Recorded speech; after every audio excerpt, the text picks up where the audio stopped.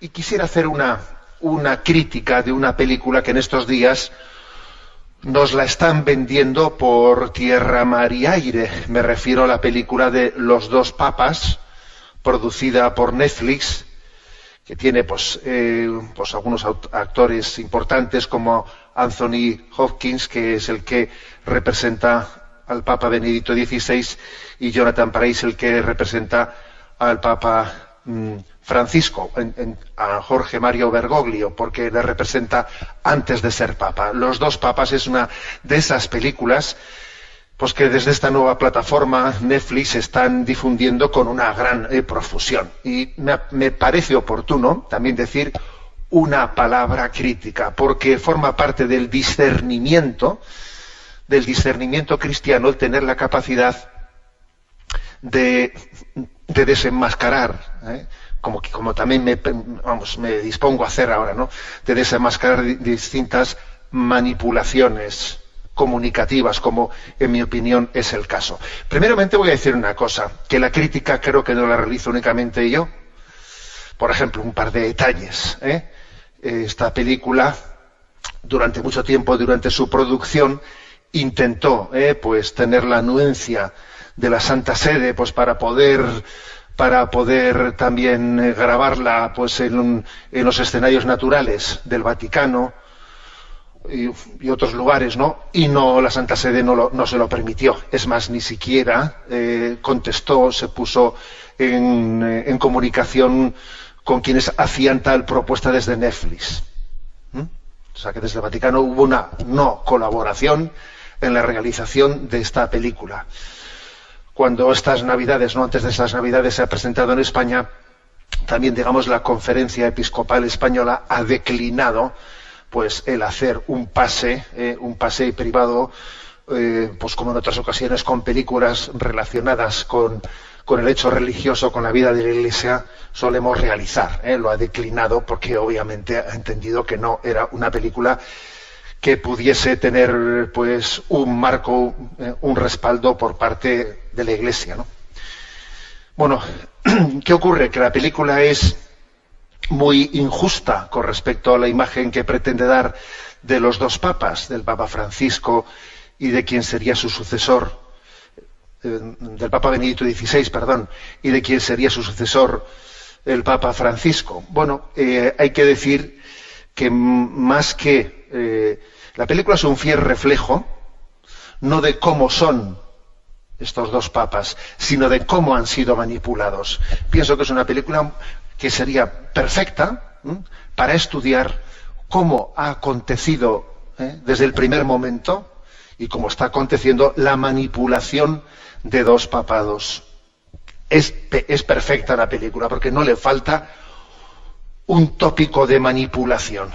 Obviamente la película lo que pretende es que nos caiga simpático Jorge Mario Bergoglio, quien va a ser el sucesor del Papa Benedicto, y pues que se genere en nosotros una antipatía hacia todo lo que el Papa Benedicto XVI ha representado. Sí, quizás la película va derivando de una antipatía frontal en el primer momento, al final hacia sentir una cierta compasión, ¿no? Una compasión, una pena por un Benedicto XVI que no tiene la capacidad pues de relacionarse con el mundo, ¿no? Pues el Papa Benedicto XVI es una persona rara, ensimismada, en su amor a la música, en su forma intelectual de ser, que vive en su burbuja, no tiene empatía alguna, es incapaz de dialogar con el mundo, etcétera, etcétera, ¿no?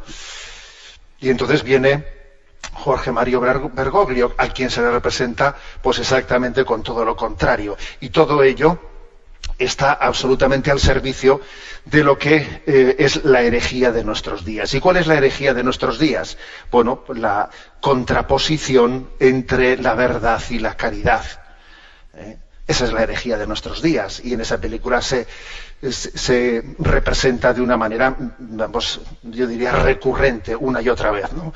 Benedicto XVI pues representa la fidelidad al dogma, a la verdad, a la fe, pues una lucha por encerrarse en un castillo y ahí defender una verdad teórica y desencarnada de la vida, Y entonces, pues Jorge María Bergoglio es una persona que viene de haber pisado el mundo, y a él es un enemigo acérrimo de las posiciones de Benedicto XVI, y él lo que entiende es que la Iglesia tiene que abrirse al mundo y asumir sus postulados. No nos tiene que importar lo que ocurra ni con ni con el aborto, ni con la anticoncepción, ni con la homosexualidad, ni que si el sacerdocio de la mujer, etcétera, etcétera. Aquí lo importante es ver el sufrimiento de los pobres del mundo, y es verdaderamente el grito de los pobres del mundo y el grito de los desheredados los que estamos llamados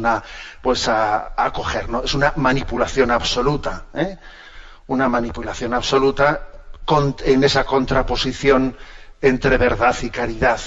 Fijaros que esta es la herejía de nuestros tiempos, como si la verdad y la caridad no fuesen una sola cosa en Cristo. Pero de una y otra manera, ¿no?, recurrentemente se ataca. Para eso también no se ahorra en ningún tipo de ridiculizaciones del Papa Benedicto XVI. Por ejemplo, una que me dolió especialmente, ¿no? Está Benedicto XVI tocando el piano y dice: a mí me hubiese gustado ser músico, ¿no? Pero claro, si hubiese sido músico no hubiese podido ser infalible.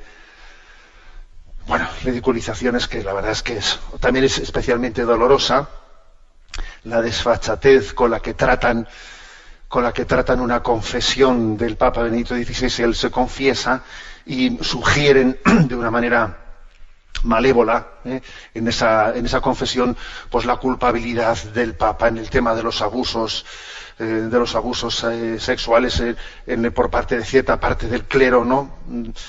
Etcétera, etcétera, como si el Papa Benedicto XVI hubiese sido encubridor de todo ello, cuando sabemos precisamente que la primera medida que él tomó cuando llegó al pontificado, pues por ejemplo, fue la de tomar medidas con Maciel, por ejemplo.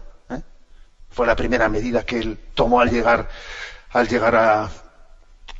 al pontificado. Bueno, hay también una visión de él, como que la renuncia del Papa Benedicto XVI está tomada por el hecho de que tiene una crisis de fe, o cuando menos una crisis interior en la que no escucha a Dios, y entonces esa especie de silencio de no escuchar a Dios es la que le lleva, ¿no?, a la renuncia. Bien, fijémonos en una cosa. Hay una continua, os decía que es la película perfecta, no para conocer a los papas, todo lo contrario, sino para conocer la manipulación recurrente, que, digamos, el pensamiento dominante y la cultura dominante ha realizado y realiza sobre los dos pontificados. Por supuesto que es un flaquísimo favor el que se le hace al Papa Francisco, flaquísimo favor, aunque la película pretende hacerle simpático frente a la antipatía que se pretende generar en Benedicto XVI, pero es un flaquísimo favor, porque en el fondo es hacer de él alguien que acoge, ¿no?, el espíritu del mundo, y lo acoge sin más, ¿no?, sin discernimiento alguno, asumiendo todos los postulados de la secularización, etcétera, etcétera, ¿no?, como si el Papa no tuviese ninguna palabra que decir ante el relativismo de este mundo, ¿no? Es un flaquísimo favor, obviamente. Fijaros, hay una tesis, ¿no?, una tesis en este pensamiento dominante desde el cual se pretende juzgar la vida de la Iglesia. Y la tesis dominante es una proyección en la vida de la Iglesia de lo que son los esquemas de este mundo, ¿no? Según eso, en la Iglesia habría, pues, conservadores y progresistas, ¿no?, de derechas y de izquierdas, y todo sería visto desde este parámetro. Y lo cierto es que esos parámetros son absolutamente ajenos, extraños a la vida y al ser de la Iglesia. Lo cierto es que sí es verdad que hay dos iglesias, pero no son la conservadora y la progresista, la de derechas y la de izquierdas, sino que son en todo caso una iglesia que evangeliza y una iglesia que se mundaniza. Ese es el riesgo que tenemos, O evangelizamos o nos mundanizamos. Y por supuesto que en esas dos iglesias, la que evangeliza y la que se mundaniza, pues habrá en cada una de ellas dos gente de derechas y gente de izquierdas, gente conservadora y gente progresista. Pero el parámetro verdadero es este, no es el otro. Ese parámetro de izquierda-derecha, de conservador-progresista, es un parámetro con el que se quiere manipular la vida de la Iglesia y sobre todo hacernos asumir una herejía, la herejía de el antagonismo entre verdad y fe, en una continua no contraposición absurda, en un dualismo inexistente en la vida, en el Evangelio, un dualismo inexistente. Bueno, lo bueno de esta película es que es un petardo.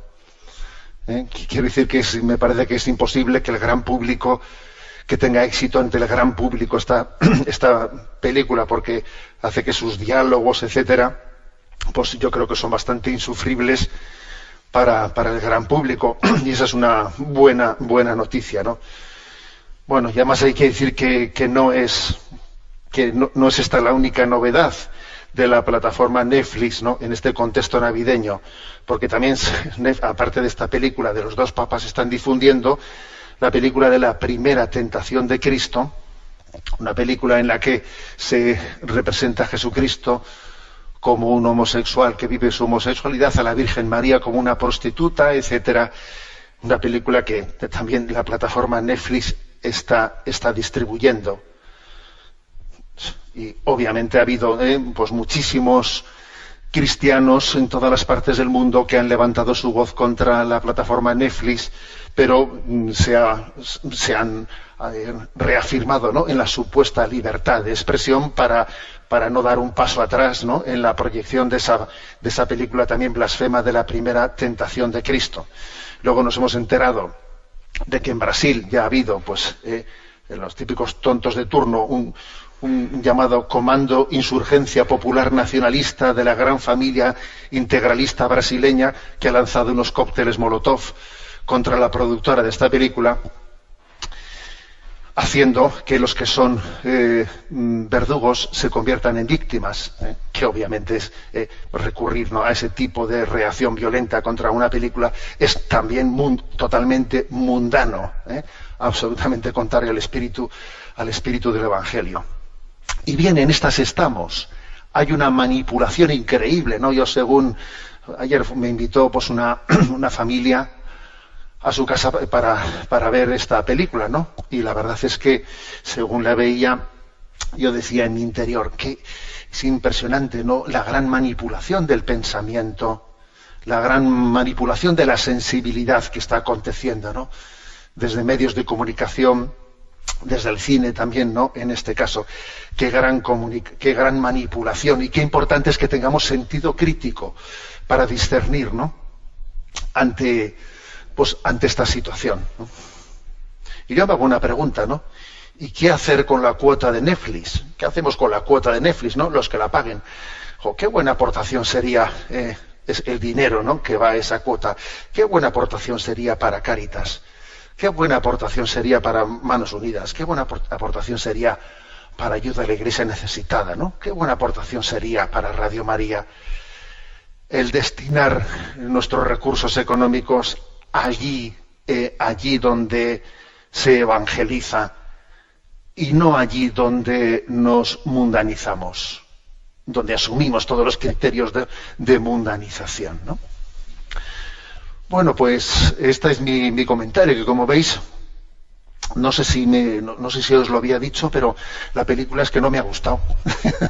No sé si os lo había dicho, pero me ha parecido oportuno, ¿no?, hacer este comentario en el que, como veis, pues os he hablado con plena libertad, ¿no?, porque creo que también la evangelización requiere libertad en nuestra expresión. Y como digo, creo que es una película que no refleja lo que son Benedicto XVI y el Papa Francisco, sino la gran manipulación, ¿no?, que en todo momento se ha realizado y se sigue realizando sobre ellos.